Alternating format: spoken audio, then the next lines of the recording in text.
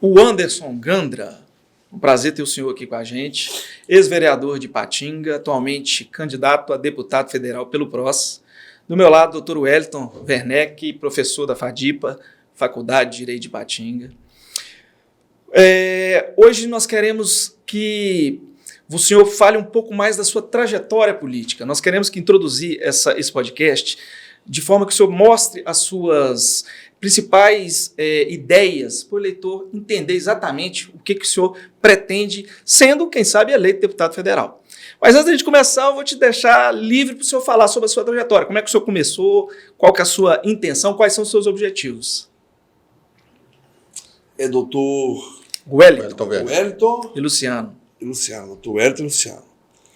Pois então, antes de eu ingressar na política, eu tenho uma história de vida, né?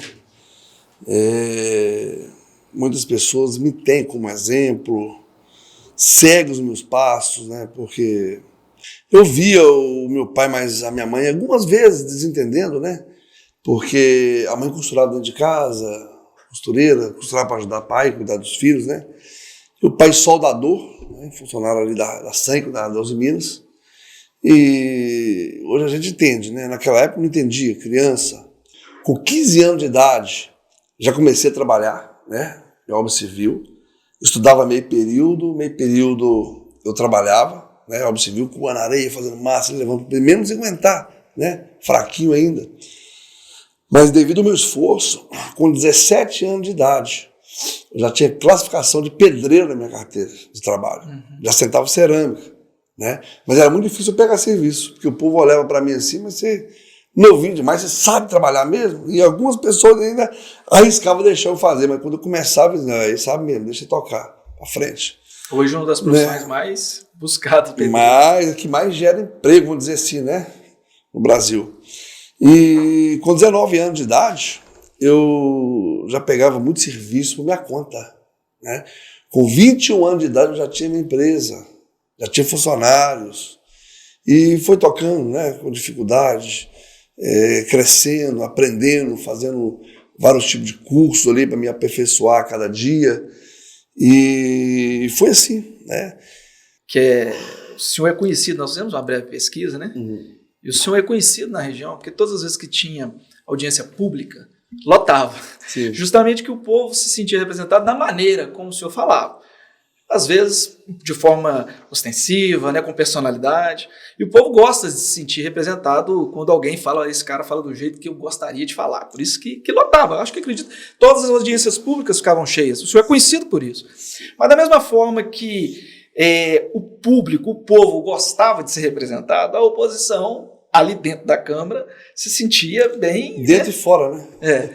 Como é que era lidar com isso? Trabalhar ali na hora de votar, você tem que analisar. Eu vou votar o que é bom para o povo ou o que é bom para o executivo. Isso existe, a gente sabe disso. Inclusive, na época, eu saí da base do governo com poucos meses de mandato. Justamente porque tudo que era projeto que viria para prejudicar o povo, eu nunca, quando vereador, votei um projeto para prejudicar o povo, né? E de acordo com eu fui aprendendo, eu fui pegando a linha do negócio. Uma vez eu estava descendo da tribuna, que eu acabei de dar um discurso, o vereador bateu no meu ombro e falou assim: você está aprendendo muito rápido, hein? Né? Então a gente faz de tudo para aprender rápido mesmo. Então, quando a gente foi para a oposição, foi até uma feita que eles colocaram, né, para ser votado. Quando eles criaram a taxa de lixo, aumento de IPTU, aumento da taxa de SQN, e várias outras taxas, né, que a população iria para pagar alguma coisa, para tirar algum documento, e eu votei contra todos esses projetos, né. Aí eu tinha 4 indicados lá na prefeitura, esses 4 indicados foi exonerado, alguns vereadores tornaram mesmo inimigo ali, político mesmo, alguns subiam na tribuna para me afrontar, mas eu rebatia, e nisso o povo começou a tomar gosto, né? Aí chegava a mensagem... Isso que justificou de 1.760 para quase 20 mil. Chegava uma mensagem no meu telefone: ô Gandra, você vai falar lá hoje? Você vai falar lá hoje? Disse, com certeza nós temos alguma coisa para falar lá hoje, né? Então, toda a sessão a gente tinha um discurso, debatíamos muito, né, os projetos, e inclusive, né, para aumentar mais ainda a nossa popularidade, eles me nomearam para ser presidente da Comissão da Saúde, presidente da Comissão da Saúde. E a gente procurou a fundo, né, saber de tudo, como que funcionava. Aí a Márcia Pelosini era minha vice, o Odemir era o nosso relator, e todo mês, além de ter a prestação de conta da saúde, né, que a gente passava ali dias estudando os relatórios da prestação de conta da saúde, depois que eu passei a não ser vereador mais, até um rapaz que ele era, vou reservar o nome de todo mundo aqui, né, vou falar assim, ele era presidente de uma associação, até esqueci o nome, mas quando eu lembrar que eu volto e falo, as meninas da prefeitura pediam a ele para, quando tiver reunião, ele ir, né, para ajudar elas a responderem, porque eu fazia pergunta demais. Não, ela vai perguntar demais, vai lá para você ajudar a gente. Porque a gente estudava mesmo, e aqui que a gente tinha dúvida, e queria saber para ter transparência e mostrar para a população aonde que estava indo o dinheiro da saúde, né? Além disso, a gente fazia muitas audiências públicas, né? Porque a gente visitava... Eu era chamado o vereador do SAM e da UPA, eles me chamavam. O vereador da UPA ali, o vereador do SAM. Porque a gente chegava ali no SAM, a fila estava grande, gente idosa ali no sol, né? Atrás daqueles exames ali que tinha 2, 3, 4 anos que estava esperando um exame, que às vezes custa R$300, R$300 e poucos de exame, mas a família carente não tinha condições de pagar e ficava esperando um exame. Agora imagina uma cirurgia, né? Então eu sempre compadeci dessas pessoas. Sim. E a gente visitava a UPA mesmo. Inclusive hoje tem uma apoiadora nossa, por nome de Renatinha. Nessa época ela era diretor da UPA. Sogandra, eu vim para te apoiar justamente porque eu conheço o seu trabalho. E a nossa cidade, o Colar Metropolitano, o nosso estado está precisando mesmo de gente para representar a saúde, porque eu converso com pessoas de vários municípios, né? Uns lugares, cada cidade pior do que a outra. Inclusive, eu visitei há poucos dias atrás a cidade de Alvinópolis, né? O que o povo mais reclama na rua é sobre a saúde. Lá tem um hospital enorme, mas não tem estrutura, não tem médicos, não tem ambulância. As mulheres que vai ganhar menino e dar à luz a uma criança, tem que vir ambulância de outra cidade, né? Para buscar, para levar para outra cidade, né? Para fazer o parto. Então, a gente tem procurado entender mesmo sobre as demandas. É lógico que a gente tem que enfatizar muito, como a gente, quando vereador, a gente reuniu muito com os professores, né, para valorizar a classe, o ensino. A gente deu muito suporte à segurança pública. As entidades da saúde, então, nem se fala, né? Era 7 entidades da saúde que a gente estava cobrando sempre, todas as reuniões, para o prefeito ajudar as entidades, porque tem entidade que tem um trabalho, um projeto que a prefeitura não tem, né? Vou dar um exemplo. Eu até esqueci o nome da menina que era presidente dessa associação, que cuida das pessoas que têm a doença de epilepsia. Entendeu? E a prefeitura não tem um número para cuidar. E quando tinha essas pessoas que cuidavam, a prefeitura não ajudava. Muita gente abaixando as portas. Então, eu fiquei conhecido porque eu corria atrás mesmo, eu brigava, né, na tribuna atrás, ali. né? A gente discursava, a gente trazia o povo para discutir, né? Então, é por essa feita que a gente se tornou muito popular. E com 1 ano e 4 meses de mandato de vereador, né? Você perguntou, a gente deu o nome, né, para vir a candidata a prefeito naquela extemporânea, e nós gastamos pouco dinheiro, né, um pouco mais de R$60 mil, não lembro muito bem o valor certinho, mas era mais ou menos isso, né? Nós chegamos no final da nossa campanha com quase 20 mil votos, 19.200 quebradinhos, não lembro muito bem os números certinhos, mas foi mais ou menos isso mesmo. Tudo bem, eu dou aula de Direito Constitucional e eu ensino para os meninos que a função típica do Legislativo é legislar e fiscalizar, né?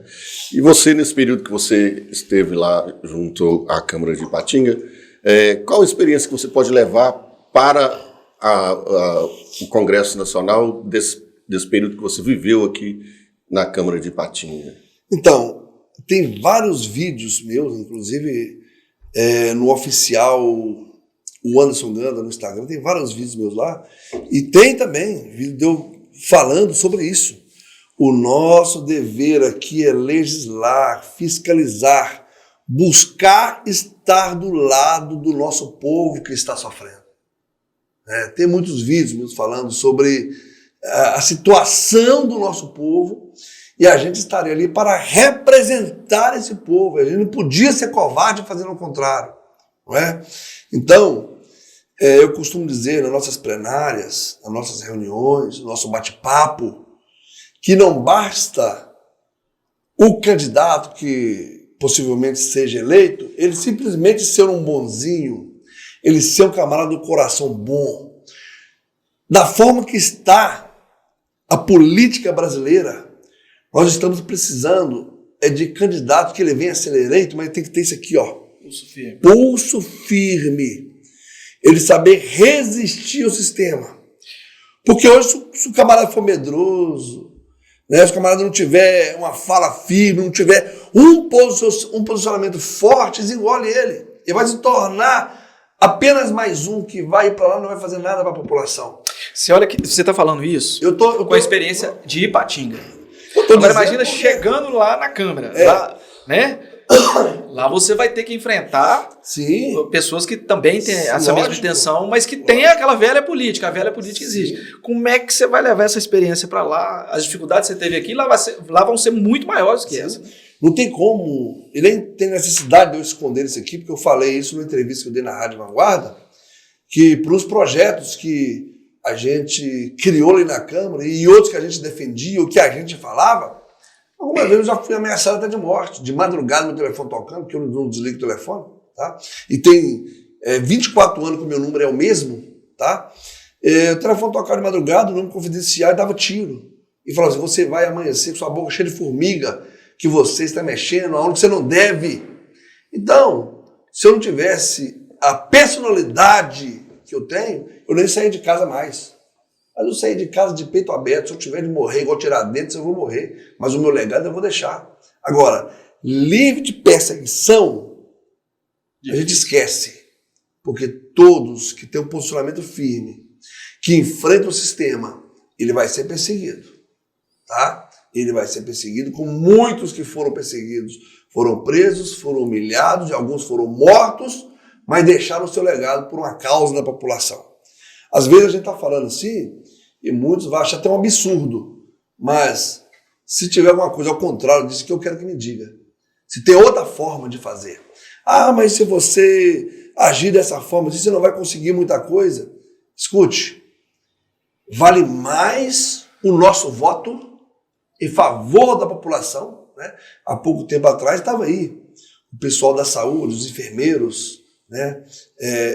Os técnicos de enfermagem brigando, procurando os deputados federais para votar a favor do projeto que eles queriam. Do piso salarial, né? Do piso salarial.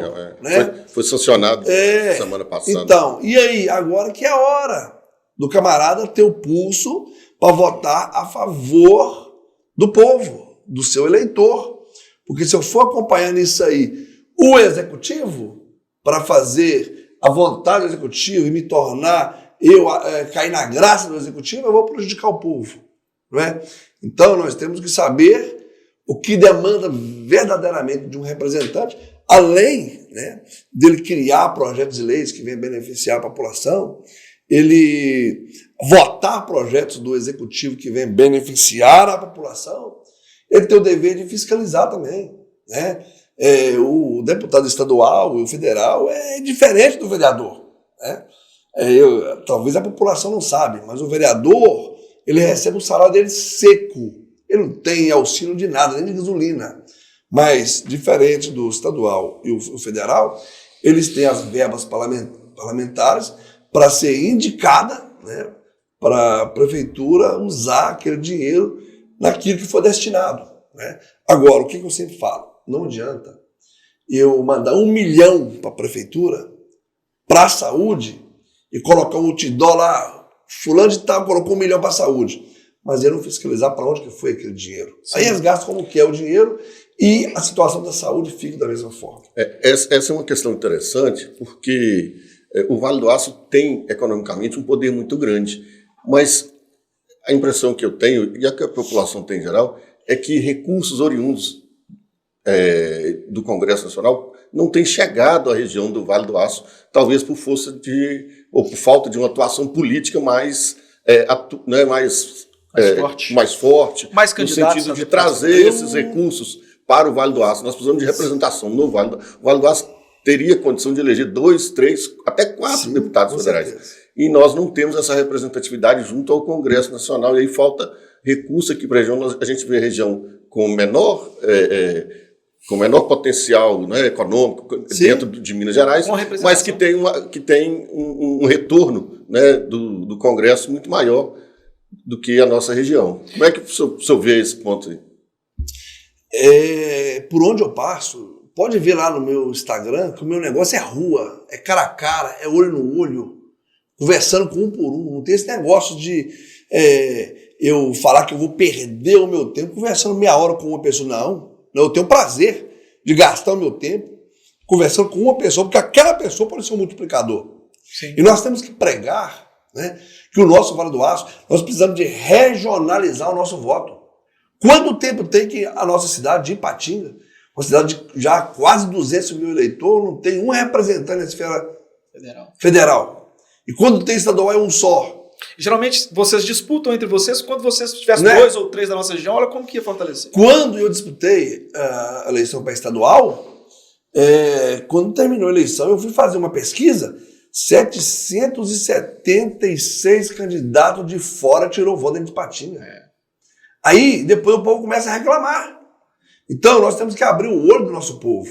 Os políticos precisam mudar mesmo, precisa renovar mesmo e mudar a forma de trabalhar. Mas só que o eleitor também precisa mudar a sua mentalidade, precisa valorizar o seu voto. Porque às vezes vende voto aí por migalhas de valores, né? E vai pagar o preço 4 anos. Aí vai lá na UPA, não tem estrutura, vai no posto, não tem estrutura. Cadê o representante? Cadê o representante? Então, quando tem um representante na cidade, a gente tem onde cobrar, a gente tem onde buscar. Aí o recurso também, é lógico que o deputado estadual, ele é do Estado, federal, né? Ele é do Estado, Minas Gerais. Votar para ele vai votar o Brasil inteiro. Mas a área de atuação dele é o Estado. Então, aonde que ele vai mais focar o seu trabalho? Aonde? É na sua região. Isso é fato, não adianta ninguém.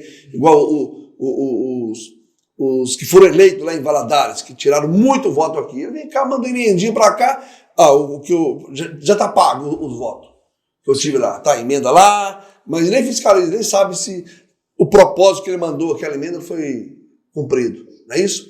Então, cumpriu com o seu objetivo, sim, ganhou os votos e vazou fora. Isso acontece muito. Então, a nossa cidade de Ipatinga, temos que focar. E eu gosto demais, quando eu estou na reunião, e venho e falo assim, eu detesto política, eu não gosto de política. Aí é a hora de eu confrontar.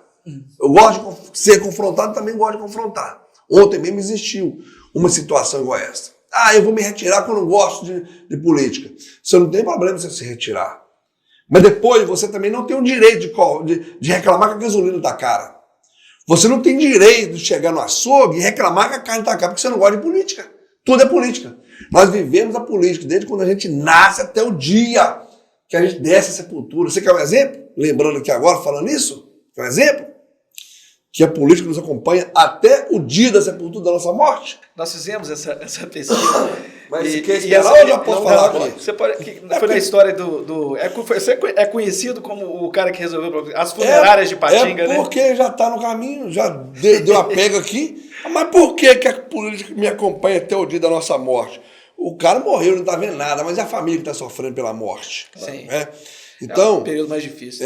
Então, talvez nem todos sabem que as funerárias são a concessionária da prefeitura, né, que recebe um valor mensal para assistir com um velório gratuito daquelas pessoas carentes que não têm condições de pagar um velório. né? Às vezes, quando a pessoa está precisando de fazer uma cirurgia, ela vai ter tempo ali, de 1 mês, 2 meses, 3 meses, 1 ano, 2 anos, para talvez juntar o recurso para fazer a cirurgia. Mas o cara morreu, meu filho, é no outro dia. É no outro dia. Então, a prefeitura não tem vínculo nenhum com a funerária, mas e a família também não tem condições de pagar o funerário. E aí, como é que vai ficar? Vai deixar o defunto julgado para... É uma questão até de saúde pública, né? Ué, isso mesmo. Aí eu cheguei nesse velório, um senhorzinho lá de mais de 70 anos, trabalhou quase a vida inteira na roça, deixou o seu legado, criou toda a família com serviço rural pesado, veio para a cidade e agora está aí no último dia, né, da vida dele, que os familiares estão ali, naquele momento de angústia. Eu cheguei lá, estava um senhorzinho lá, o corpo nu, quando eu falo nu, é sem ornamentação nenhuma, dentro daquele caixote de madeira. Madeira pura, não tinha nem um forro branco. Eu entristeci com a situação. Caixão usado, caixão descascado, caixão todo arranhado, né? E a gente discutindo sobre isso, alguém comentou que dias atrás uma família foi assistida também com o caixão dessa forma, um estado muito crítico, e o defunto era meio pesado. Quando foi tirar ele para colocar no funerário, o corpo caiu no chão, o fundo arrancou. Olha que absurdo. Olha que coisa absurda. É porque Deus políticos para intervir nisso aí. No outro dia, eu chamei a minha chefe de gabinete, ela era advogada, fomos para lá, chamei o jurídico da Câmara, disse, olha, eu quero fazer um projeto para melhorar esse serviço funeral, porque não pode continuar dessa forma, isso é humilhante. O povo que paga imposto, né, que gira a economia da cidade, no último dia da morte, agora passar por uma vergonha dessa, uma tristeza, uma lamentação dessa. Aí nós criamos um projeto de lei, nós fizemos um melhoramento no caixão, que não poderia ser o caixão tão ruim como aquele. Até o nome da madeira eu esqueci, mas até o nome da madeira para usar o caixão, a gente pesquisou na época, não era o mais inferior, não era o melhor, mas era o do meio ali, né? E eu coloquei no projeto de lei que o caixão tinha que ser forrado, né? O corpo tinha que ter a ornamentação com flores, o véu, tamponamento, coroa e transporte até 50 quilômetros dentro do seu município. E nós aumentamos também nesse projeto que a funerária deveria colocar um cartaz no seu estabelecimento com letras garrafais, orientando a família carente do direito que ela tem do serviço gratuito em caso de óbito. Onde que ela vai buscar a orientação, né? Qual a funerária que vai estar de plantão, né? Por isso aí também eu fui muito perseguido. Tá? Você está mexendo com... Inclusive, por incrível que pareça, que não é de acreditar, tem vereador que votou contra esse projeto. Mas foi aprovado, né? E gravei muitos vídeos, fiz muitos panfletos para distribuir na porta de igreja. Por que o senhor acha que foi perseguido por esse projeto? Perseguido porque o dono de funerário não queria esse projeto. Né? Teve muito alvoroço. Vai onerar, né? Né? Mas eles recebiam essa verba da prefeitura, né? Sim. Mas só que recebia o valor X. Né? Se ele fizesse um melhoramento, ia aumentar o valor. Eles não queriam isso. Queriam colocar o caixão qualquer lá para... usado, quebrado, arranhado, mas a gente às vezes evita de falar nomes, né? Assim, nome de funerária, nome de Bertano Ciclano, do vereador que votou contra, né? A população gosta, não, quero saber o nome, falando do boi, mas isso não é bom, até juridicamente isso não é bom. Eu sempre gosto de falar de mim, sim, do meu feito, né? Nós estamos agora entrando numa campanha política, eu deixo até bem claro aqui, a minha campanha é limpa. Eu falo da pessoa do Gandra, eu falo da nossa proposta, diferente de muitos que perdem o tempo ou então paga, né, algum camarada que é expert em montagem de fake news, né, para denegrir a imagem dos... Eu já passei por isso e essa perseguição quando eu era candidato a prefeito, que estava na reta final, na última semana, eles me bateram demais. E o rapaz que era meu vice falou, seu Gandra, não esquenta a cabeça não, que quando não tem, eles inventam. Sim.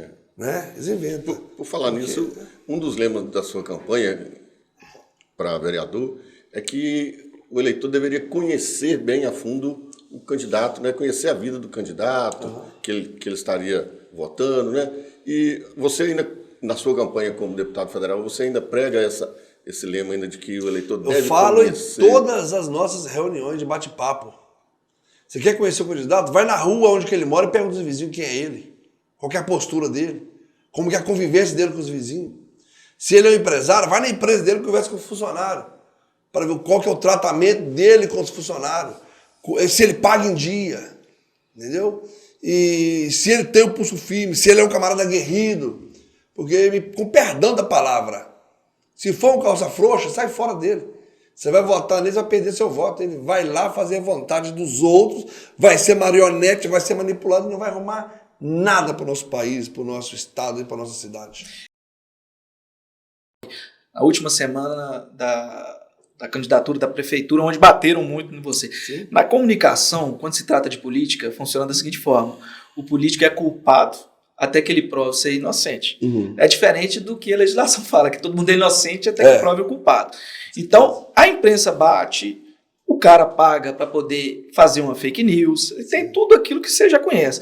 Então, esse lema, né? Se você quer conhecer quem é o cara que você está votando, né? Vai na casa dele. Porque as pessoas querem fazer com que o retrato seja do jeito deles, não, né? É isso que eu quis dizer, né? A população tem que entender, eu creio que já é sabido de todos, até por essa perseguição que todos veem aí, né? A mídia contra hoje o atual presidente Bolsonaro. Então, 3 anos né? e meio. Pois é, batendo.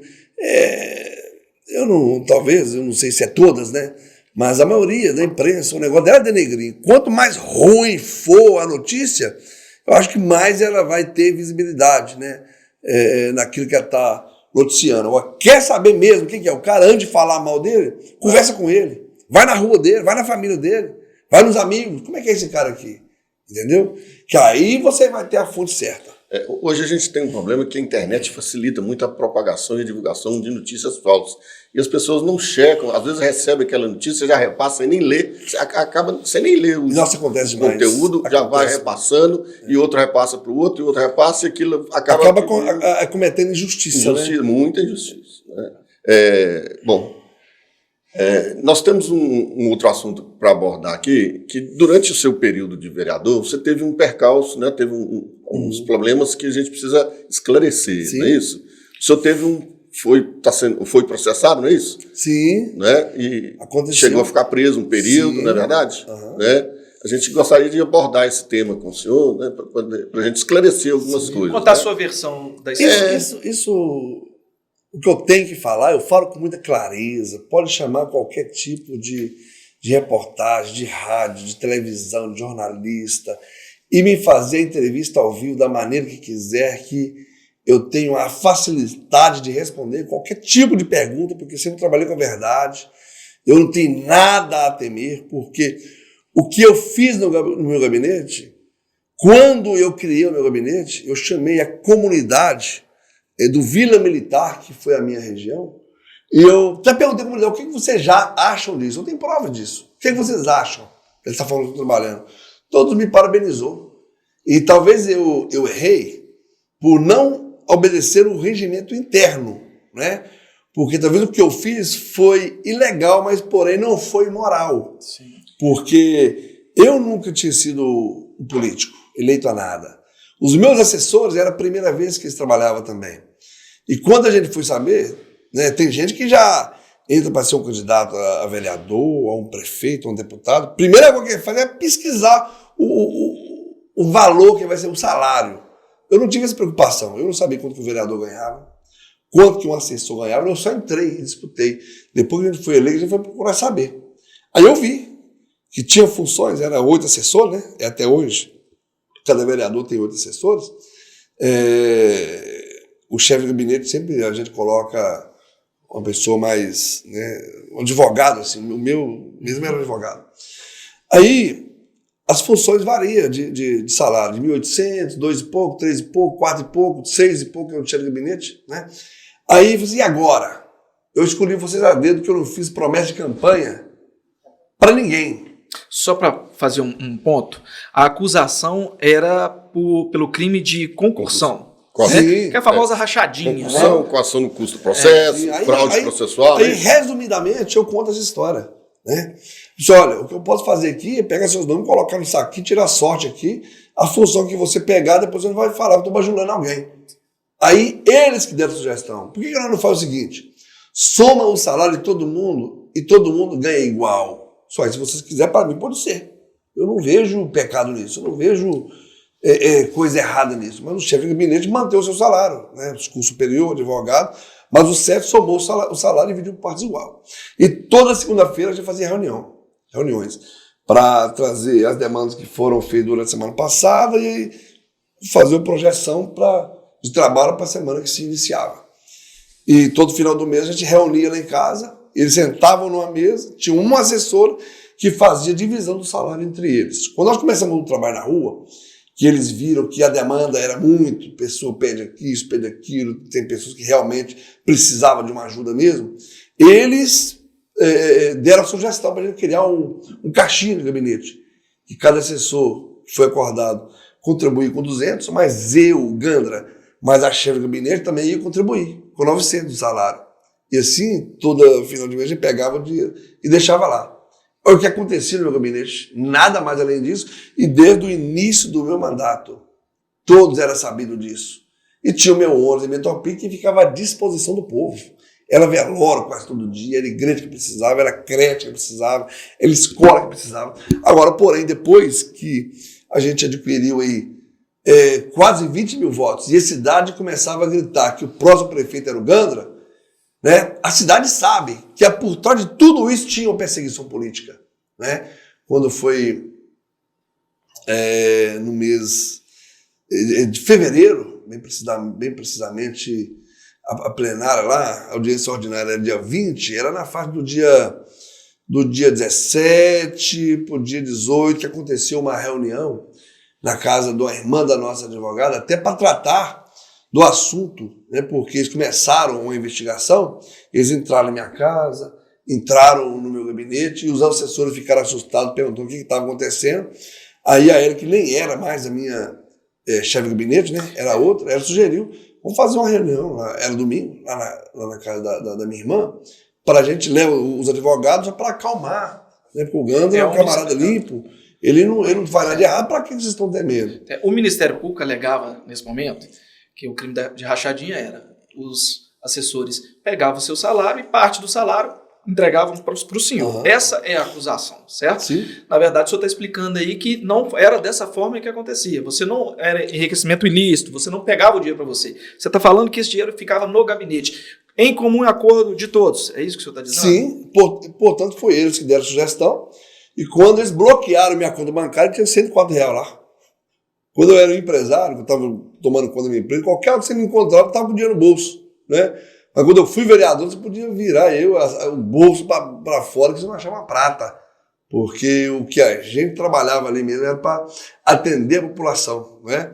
Então, eu ganhava quase o mesmo salário do assessor. E ainda eu paguei um preço muito caro por tentar ser justo. Né? E como é que surgiu essa denúncia? Então, é que na campanha de deputado, já tinha alguns assessores que a gente já estava se dando bem. Né? E a gente não pode entrar muito no mérito, né? Mas alguns deles já estavam recebendo propostas políticas para sair do meu gabinete, né? Para ir para uma outra função em outro lugar, ou na Câmara mesmo, ou na Prefeitura. E resumindo isso aqui, né, juridicamente, eu nem sei se eu posso falar muita coisa, eu só sei falar que 3 deles, né, eu reservo o nome também, né, por ter sido exonerado, porque não estava mais dando para trabalhar junto, aproveitou do ensejo que tinha alguns vereadores sendo investigados, né, e eles foram no Ministério Público falando que eu recolhia parte do salário deles. Mesmo eles falando que o salário era dividido entre eles, eles não falaram como que funcionava, eles só falaram que eu pegava, mas eu não pegava. Eles que repartiam lá na mesa entre eles. Né?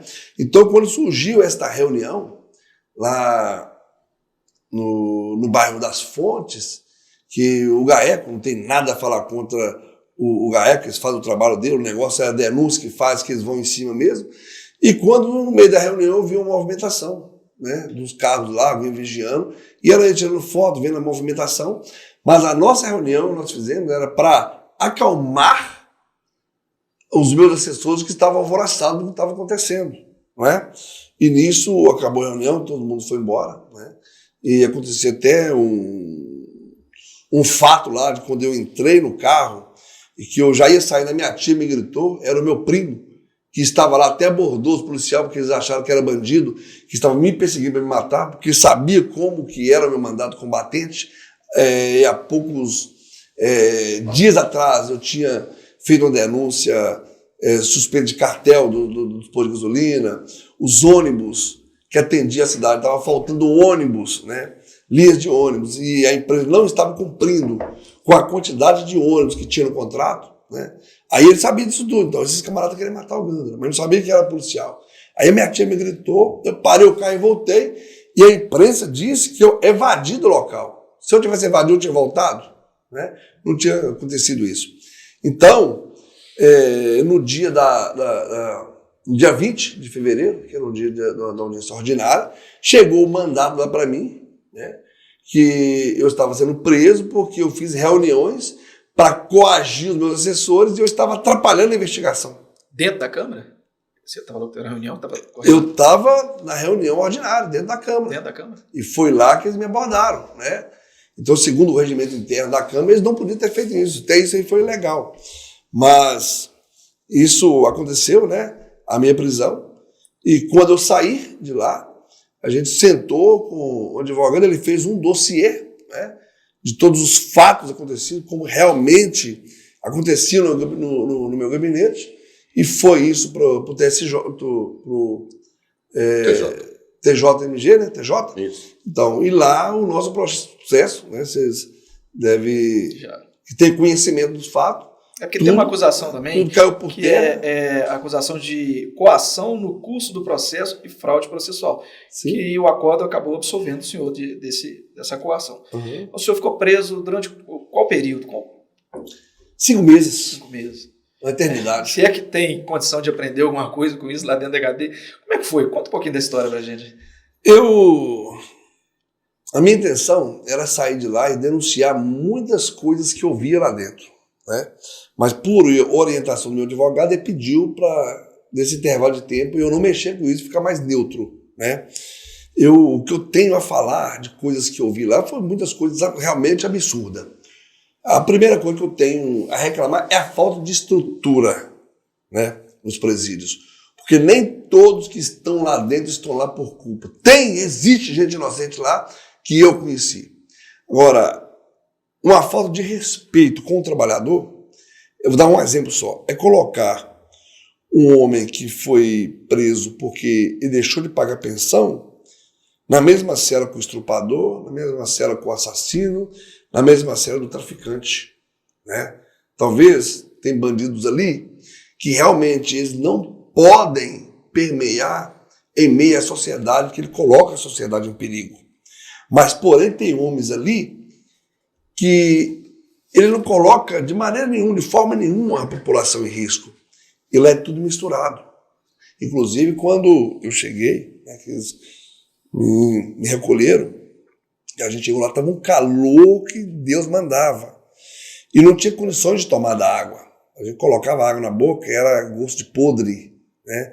Depois eles foram olhar, depois que teve denúncias, que tinha preso passando mal, eu mesmo adoeci, porque eu não tomava água, molhava a boca e jogava água fora. O meu rim fritou, me bateu uma dor no eu fiquei 3 meses ali com dor nas costas. Eu molhava o chão, deitava para amenizar um pouquinho da dor que o meu rim estava sentindo, porque eu não tinha condição de tomar daquela água, né? Aí depois, né, de algumas denúncias, que eles foram lavar a caixa d'água, trocar a água, aí até o dia que eu saí de lá, eu estava com gosto de criolina, que eles meteram criolina na água lá para matar, né, os micróbios, e então é muito sofrimento dos presos ali. É lógico que cada um está ali, tem que pagar a sua pena, né? Tem que pagar pelo que cometeu, mas agora, não é justo também o mesmo tratamento com um camarada que estrupou, com um camarada que tirou a vida de um pai de família, o camarada que foi preso por causa de uma pensão pagar o mesmo preço do que aquele, ficando junto, né? E o que eu ouvia, eu tenho muita coisa a reclamar de muitos agentes ali, que bate na cara de preso, que espanca preso, mas eu também tenho que elogiar que tem muitos ali que fazem o seu trabalho com excelência, né? Eu parabenizo às eles vezes até sem estrutura, né? Até sem estrutura, porque o camarada vai preso para ele ressocializar, né? Mas só que do jeito que eles tratam o preso, é uma fábrica de monstro. O camarada volta para a sociedade mais revoltado ainda, né? Porque às vezes não é todos que estão ali e cumprem o seu papel com excelência. Eu conheci, dou testemunha de muitos agentes ali que merecem honra ao mérito. Ele sabe respeitar o preso que está ali cumprindo só. Está ali, já está lá já. Só de estar ali naquela solidão, longe dos seus entes queridos, da família, né? Dormindo ali em más condições, já está pagando o cara ainda, ser maltratado ainda, né? Apanhar na cara muitas vezes, borrachada, os agentes se entram na cela, quebra tudo. Então é coisa que tem que ser vista mais de perto. E a gente, sendo eleito, nós vamos olhar, né? Direito de quem é de direito e observar e fiscalizar. Até isso aí eu pretendo entrar nessa área para fiscalizar. Junto com a população tem coisas a dizer, tem a sua opinião, é lógico que nem Jesus Cristo agradou ninguém. Eu não vou conseguir agradar a todos. Né? Eu te fiz essa pergunta justamente porque não é muito fácil o candidato falar isso, principalmente na tal polarização da política nacional. Quando você começa a falar sobre isso, tem pessoas que vão entender que você vai estar defendendo o preso, né, e deveria defender a sociedade. Só que quando você sente na pele é diferente. Então, lógico, é igual a sua bandeira atual. Né? E eu falo o seguinte, ninguém que está aqui está livre de passar por lá. Exato. Um dos erros, ninguém. Eu entendo que um dos erros desse sistema é a manutenção do preso cautelar, ou seja, aquele preso que está respondendo o processo, junto com o preso que já está condenado. Né? Tudo misturado, é uma falta de organização. Tinha que ter um sistema diferente. Olha, se você... Até porque não tem o princípio da presunção de inocência, ou seja, você está respondendo o processo, você pode ser absolvido, e aí vai ficar lá junto com outros presos condenados, como você falou, por crimes hediondos, né? Por mais que os vereadores foram presos por uma investigação, né? O réu é culpado, né? A população, qualquer pessoa pode acusar só depois do seu processo transitado, julgado, aí ele é considerado culpado. Aí sim, entendeu? Mas nós fomos presos por uma investigação, né? Tinha vereadores ali que trabalhou a vida inteira na área da usina, aposentou na área da usina, deixou o seu legado, né? Pagou imposto, ajudou o município, estava lá agora, preso por uma investigação, junto com o traficante, junto com o estrupador, junto com o assassino, junto com gente perigosa, entendeu? Junto com camaradas que eles pensam que ali é o lugar deles. Né? Se ele sair numa saidinha na rua, já faz besteira aqui e toma mais cadeia, mas parece que ele sabe que o lugar dele é lá. Agora, aquelas gírias que tem ali, né, que sempre eu falava, este mundo não é meu, eu estou aqui de passagem, e isso que vocês falam aqui, jamais vocês vão ouvir da minha boca, porque isso para mim é nojento. Vocês falam de tal forma, parece que o seu mundo é esse, o seu lar, a sua casa é esse. Amanhã eu estou fora disso aqui e vou me retornar novamente à minha vida lá fora. Daqui eu vou levar só a experiência, porque por mais que a gente sofreu, né, passou momentos de angústia, de decepção, porque eu ouvia a mídia falar coisas que não era verdade, eu não tinha como me defender, entendeu? E eu sabia que ali não era o meu mundo é aqui fora. Agora, eu agradeci a Deus todo dia, porque eu aprendi muita coisa. Sim. Quem sabe agora, se for eleito deputado federal, vem um projeto aí até para resolver. Com certeza. Né? Se não tivesse passado por isso, às vezes nem esse projeto. Isso é com certeza. Tá? Vi muita coisa certa, mas também vi muita coisa errada e eu aprendi muito. É importante ressaltar que ninguém aqui está defendendo impunidade, está defendendo um tratamento justo para quem ainda nem sequer é condenado. Né? Sim, com certeza. Tem que ter um tratamento justo, né? Porque o Estado, ele tem sim o direito e tem o dever de punir. Sim. Agora, tem o dever de punir e o direito dentro da legalidade, né? Dentro do que estabelece. Tem que ser observado, né, os critérios. Né? Dentro da legalidade. O Estado não pode ser aquele que vai agredir a lei. Muito pelo contrário, ele é que tem o primeiro a respeitar a lei, é o Estado. E a gente vê que dentro desse sistema carcerário que nós temos, hoje, infelizmente, acaba que o Estado aqui agride a lei em primeiro. Se eu for falar detalhado, na íntegra, de tudo que aconteceu, eu vou mexer no sistema, eu vou falar coisas aqui que vai gerar um choque na sociedade. Então, eu estou falando de forma aleatória, muito resumida, para não criar mais confusão. Quem sabe sendo eleito, o senhor consegue, né, ter uma voz mais ativa. Com certeza. Mas aí a gente está esclarecendo com muito cuidado essas coisas, entendeu? Certo é que eu tenho a minha consciência tranquila e quem conhece o nosso trabalho está no nosso grupo de apoiadores, levando o nosso nome. E outra, eu nunca fiz uma campanha tão boa, tão ampla como está sendo essa agora. Pois é. Portanto, eu tenho mais de 20 mensagens aqui no meu telefone de pessoas que falaram assim: Gandra, eu não votei no ser vereador, não votei para prefeito nem para deputado. Agora eu vou votar em você, vou fazer campanha para você, a minha família vai votar em você, porque o que eles fizeram com você, eles não fazem com o homem trabalhador. E nós vemos a sua luta, que você é um cara trabalhador.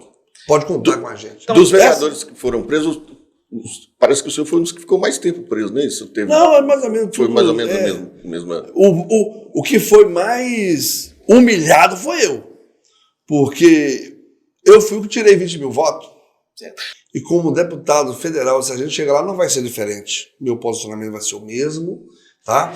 Nós vamos continuar olhando para a segurança pública, olhando para a educação, né? As entidades da cidade que precisam de um suporte. Agora, o meu foco maior é a saúde. É o gargalo. É que o povo reclama, né? Estrutura nos hospitais, nas UPAs, nas unidades, né? Até o salário das pessoas que fica assistindo ali as pessoas doentes, né? Os funcionários da área da saúde, e mandando emendas e fiscalizando, né? Para que a nossa saúde venha a ser diferente. Como eu trabalhei afinco como vereador na área da saúde, e sim, eu quero continuar com certeza. Onde que a gente vai? Sempre eu falo assim, pode estar difícil. Todo mundo morando numa casa com saúde, a gente parte para cima e a gente consegue o objetivo. Agora, pode estar tudo bem, 1000 maravilhas. Quando um ente querido, um da família, cai no leito da enfermidade, a casa desaba. Sim. A ponta da espada passa em todos começam a sofrer. E às vezes, o hospital é sucateado, a UPA não tem estrutura, né? O SUS precisa ser fiscalizado, né? O dinheiro que vem para os hospitais particulares para assistir as pessoas que dependem do SUS para o seu tratamento, né? Então, é nisso que eu venho focar. Quando a gente está com saúde, a gente rompe para cima, mas sem saúde, né, aí abate toda a família. Eu entendo e concordo com a bandeira, né, da saúde, principalmente depois de uma pandemia como essa, né, candidato? Agora, o senhor tem que entender também, do ponto de vista do eleitor, muitos anos que os candidatos falam melhorar a saúde, é sempre o mesmo, é o trio, a saúde, a educação e a segurança, é sempre o mesmo trio. Mas é importante chegar e realizar. Aí quando só chega... falta boa vontade, as coisas mudam, né? Justamente porque são muitos eleitos com ideias e cabeças diferentes, né? Como é que o senhor pretende, quando chegar lá, conversar, fazer política mesmo, vamos trabalhar para a sociedade? Qual a sua ideia de como chegar e resolver essa questão da saúde? Porque é um problema nosso, não é um problema de pandemia, porque já existia antes da pandemia, já os hospitais, os leitos já eram poucos, né? Inclusive o senhor foi vereador aqui na nossa região, o senhor fiscalizou a saúde aqui, o senhor lembra que teve até um problema, que o senhor estava hospitais daqui, que o senhor correu atrás, que tinha dor de cabeça, então quer dizer, isso é um problema antigo. Tem uma vez, só um exemplo, que eu estava fazendo uma fiscalização, conversando com os doentes na UPA, uma senhora me chamou. Essa senhora é até irmã do falecido Gegeno Doce, ex-vereador de Patinga. E eu comecei a conversar com ela chorando, falei que estava sentindo muita dor, estava com uma barriga grande, dura igual uma pedra. vesícula estuporada. Eu chamei o médico falou assim, não tem mais nada que nós podemos fazer para ela. Nós estamos esperando uma vaga no hospital para poder internar para fazer a cirurgia. Naquele exato momento que eu saí, eu já ia para casa descansar. Já era na fase de umas 8 horas da noite. Em vez de eu ir para casa, eu virei o rumo e fui para o Hospital Márcio Cunha. Me apresentei para a recepcionista, falei que eu era vereador, presidente da Comissão de Saúde, e a situação que estava aquela mulher. E eu queria resolver a situação daquela mulher. Caso contrário, eu ia chamar a polícia, ia fazer uma ocorrência, e se aquela mulher viesse a óbito, eu ia para o hospital por negligência, porque o hospital recebia um valor, recebe até hoje, né, bem considerável, para assistir as pessoas que precisam do serviço do SUS, né, os menos favorecidos, e muitas das vezes é negligenciado. Então, a gente lutou, conversei com o diretor do hospital nesse dia, e depois de mais ou menos uns 40 minutos, a ambulância já estava chegando lá, que eles arrumaram leito para ela. E se eu tivesse ido para casa? Será que o problema daquela mulher tinha sido resolvido? No outro dia a mãe dela me ligou. Ô meu filho, você salvou a vida da minha filha. Eu não, Deus. Eu só fui um instrumento, né? Porque o médico falou que se ela tivesse ficado mais um dia, ela não aguentava, ela ia morrer. E eu ia enterrar minha filha, né? Então, é um exemplo que eu estou dando que falta boa vontade, falta de coragem e diálogo. Qual é o primeiro passo? De começar a resolver o problema da saúde. Então, pelo menos melhorar. Diálogo. Diálogo com os outros deputados, diálogo com os ministros da saúde, né? Diálogo com os prefeitos, as visitas nas unidades para ver como que está, se realmente está nas condições precárias, fazer o levantamento, fazer planilha. O que está faltando aqui? Na UPA uma vez, eu entrei lá tirando foto de tudo que estava errado. E eles atrás de mim falando que não podia tirar foto, chamou a polícia veio, não. Manda pelo menos mais uns 2 para ajudar ele, que eu não estou precisando disso mesmo. Entendeu? As cadeiras, os pacientes ficavam tudo rasgadas, cheios de bactéria. Nós denunciamos o Ministério Público, nós corremos atrás. Com pouco tempo chegou as cadeiras novas lá. Então, nós conseguimos, né, mesmo eu sendo oposição, né, porque quando o governo não quer, você vai de outra forma, vai nas denúncias, vai no Ministério Público, vai denunciando, vai fazendo audiência pública, trazendo o povo para falar, né? Eu sempre fazia isso. Eu fazia a audiência pública da saúde e dava voz àquelas pessoas que estavam na UPA, na unidade de saúde, no SAM, meu povo ia lá. Meus assessores, tem audiência pública lá tal dia. Vai lá para você levar seus demandas, que lotava de gente. Eu dava voz a eles. E através disso, muitas coisas a gente conseguiu resolver. Nós temos um problema, que a saúde, infelizmente, virou um negócio muito grande devido aos planos de saúde privados que nós temos, né, que acaba fazendo com que parece que, de certa forma, o Estado deixe de ter uma atuação maior, para que as pessoas acabam forçadamente migrando. Hoje o brasileiro gasta aí quase que 40% da sua renda com plano de saúde, para quem é idoso, então. Sim, né, sim. Caro, né? É um negócio gigantesco. Recebe um salário e paga mais de meio. É preciso, né, que seja quebrado esse sistema para poder o Estado conseguir atuar, né, chegar em todo mundo. Então eu resumo tudo isso aí falando o seguinte: nós precisamos de representante na nossa cidade. Sim. E esse representante, ele tem que ser trabalhador. Ele não pode ter medo de trabalhar, de correr atrás. E muitas das vezes enfrentar o sistema. Porque se não for assim, nós vamos continuar a mesmice. Aquele que conversa mole, aquele que conversa manso, aquele que deixa ir. E vai indo, vai passando os dias, vai passando os meses, vai passando os anos e continua da mesma forma. Aí o povo fala, cadê o nosso representante? Ele é marionete. Ele é deputado estadual, mas é marionete. Ele é manipulado pelos outros. Ele é deputado federal, mas é marionete. Ele é manipulado pelos outros. Por quê? Ele não tem fala própria. Ele não tem discurso, né? Então, graças a Deus, Deus me deu um dom. Dom de fala. Eu acho que eu falei mais aqui do que vocês perguntaram. Não, é isso mesmo. Então, ainda vão longe. Então, assim, é a minha forma de trabalhar. né, buscando com coragem, enfrentando o que tiver de enfrentar, né, mas é para ser verdadeiro, representando o povo e dar resposta à população. O senhor é candidato pelo PROS, é isso? Sim. Não é isso, né? Hoje o PROS tem, salvo engano, 4 deputados federais. Qual que é o senhor tem ideia? Qual que é o número hoje de representatividade do PROS lá no Congresso lá?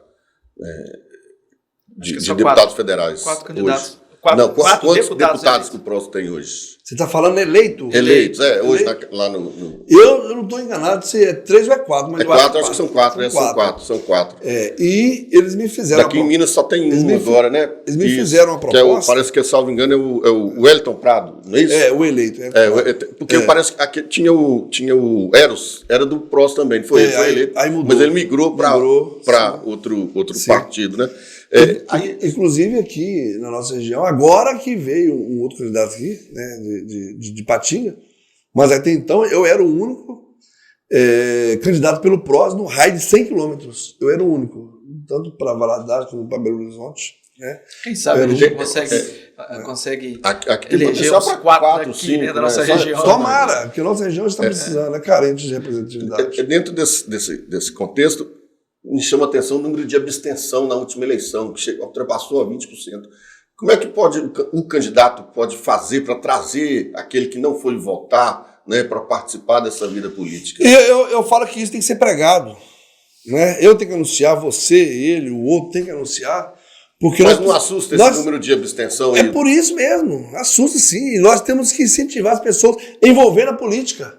Eu não gosto de política, eu vou votar. Não, gente, tá errado. Tá errado. Porque eu falo assim, eu já estou descendo a serra. É a política que vai mudar a vida das pessoas. A minha vida, talvez, a nossa vida já está estabilizada. Eu tenho minha casa, eu tenho meu carro, tenho meu emprego, tenho minha profissão. E os meus filhos que vêm atrás de mim, que precisam da educação, que precisam da saúde, que precisam da segurança, né? E como que fica isso? Se eu não me envolver, se eu não deixar o meu legado, o que eu vou mostrar para o meu filho? Não é? Então, eu sou contra o voto nulo, né? Eu sou contra as pessoas não querer votar. Eu sou contra as pessoas falar assim, eu não gosto, tenho nojo de política. Eu pego uma fala aqui do Pablo Marçal, que é até candidato a presidente pelo PROS. Enquanto você tiver nojo de política, políticos nojentos estão governando seu filho na escola, estão governando cada passo seu na rua, quando você vai abastecer seu carro no supermercado, em geral, o político nojento está te governando. Você querendo ou não, ele está te governando. E quem instituiu a política foi Deus. Sim. Se Deus instituiu a política, como que nós vamos ter nojo da política? Agora, desde que o mundo é mundo, existem as pessoas que fazem a diferença, que prezam por igualdade, que prezam por justiça, que é a pessoa correta, mas tem aquele também que é do lado do mal, né? Os primeiros homens que veio na Terra, né? Caim invejou de Abel lá, foi lá e decepou Abel e matou seu irmão. E daí para cá veio, né? Deus constituiu os reis, né? Deus constituiu os juízes. Quando Jesus veio aqui na Terra, já tinha senador, já tinha o governador, já tinha o sinédrio, é o povo que governava, né? Portanto, até Jesus precisou de um político para fazer cumprir uma profecia bíblica. Sim. Não foi isso? Ele estava pendurado lá na cruz. Era preciso tirar ele para sepultar, para cumprir as escrituras, as profecias. Quem que foi o agraciado político que foi lá no Sinédrio pedir autorização lá para retirar o corpo de Jesus? José de Arimateia, que era um comerciante. O senador. Entendeu? Então, porque hoje nós falamos assim, eu não preciso de... Ontem eu vi o cara, eu não preciso de política. Eles não sabem o que está falando. É preciso que as pessoas entendam que o exercício da cidadania não pode se resumir apenas no voto. É preciso ter uma participação da população no dia a dia. É isso mesmo. Da política e com o político, né? Eu penso que o brasileiro precisa participar mais da política, né, como você falou, e não só no dia de votar, porque não pode se resumir só no voto. O voto é a essência daquele que você vai escolher para candidato, mas é preciso a participação, né, e entender que a coisa pública ela é de todo mundo e por isso deve ser valorizada por todo mundo. Eu costumo dar um exemplo que é o seguinte: se você vai num restaurante e o cara te cobra lá R$10 a mais na sua conta que você não consumiu, você reclama com ele. Mas quando um político desvia 10 mil, 50 mil, 100 mil, ninguém liga, ou quase ninguém liga para reclamar. Está aplicando mal dinheiro, está fazendo isso. Cobrar a maioria da população votou, não cobra de quem votou. Até porque se você perguntar para a maioria da população quais são os deputados que nós temos, quais são os senadores, a maioria não vai falar. Infelizmente, não lembro o nome dos senadores que tem. Você me pergunta, o que você votou para deputados federais e estadual nessa eleição passada? Não me lembro muito bem, não. Vamos falar assim. Mas lembra quem votou no Big Brother, quem votou, nada contra quem assiste. Mas Candidato, foi muito bom estar aqui com o senhor. Eu acho que esclareceu bem as suas propostas, a sua forma de trabalhar, esclarecer também a sua versão da história sobre aquele fato que aconteceu. Mas eu vou aproveitar para finalizar, que o senhor falar um pouco sobre a liberdade, certo? Eu acho que o candidato à presidência pelo PROS, que é o Pablo Marçal, que é um empresário bem sucedido, ele preza a liberdade comercial. O que o senhor acha disso? Possíveis projetos, né, na Câmara para poder fortalecer isso, que é o que gera emprego no nosso país realmente, né? E o que o senhor tenha para falar sobre esse assunto, né? Um projeto. Inclusive, sempre eu falo para algumas pessoas, mesmo que você não queira votar no Pablo Marçal, mas ouve ele, né? Ele fala muito de liberdade da nossa consciência, da nossa forma de pensar, da nossa forma de agir. A nossa mente está presa, às vezes, no passado, em coisas que aconteceu, não é? E dá muita ênfase, e eu quero até reforçar isso aqui, que a gente tem essa proposta também, não é? Por que não? Quem movimenta a economia da nossa cidade, do nosso estado, são os empresários, são os lojistas, são os comerciantes, né? E muitas das vezes alguém começa, né, do zero ali, o primeiro mês, o segundo mês, o terceiro mês já desanima. Eu não sou capaz, não deu certo no início, agora não vai dar, né? Então, o Pablo Marçal vem, né, com esse projeto. Vamos prosperar, gente. Se você começou o seu projeto, é porque criou no seu coração. Se está no seu coração, foi Deus que colocou. Segue avante. Desbloqueia sua mente. Vamos para cima. Não é isso? Agora, cabe também o seu representante, tanto na esfera estadual, federal e os nossos governadores, fazer projetos para que os microempreendedores, né, venham ter acesso ao empréstimo até para fazer ali o movimento da sua empresa, mas com juros baixos, né? Uma linha de crédito, uma linha de crédito para que ele tenha ali uma oportunidade com a ajuda do político, né? Ou o seu representante na esfera estadual, federal, o seu governador, né? Para que ele segue a sua vida em diante. Mas eu estou aqui com a cabeça erguida, com a minha mente tranquila, disposto a continuar a nossa história de luta. Que Deus abençoe a todos, abençoe vocês.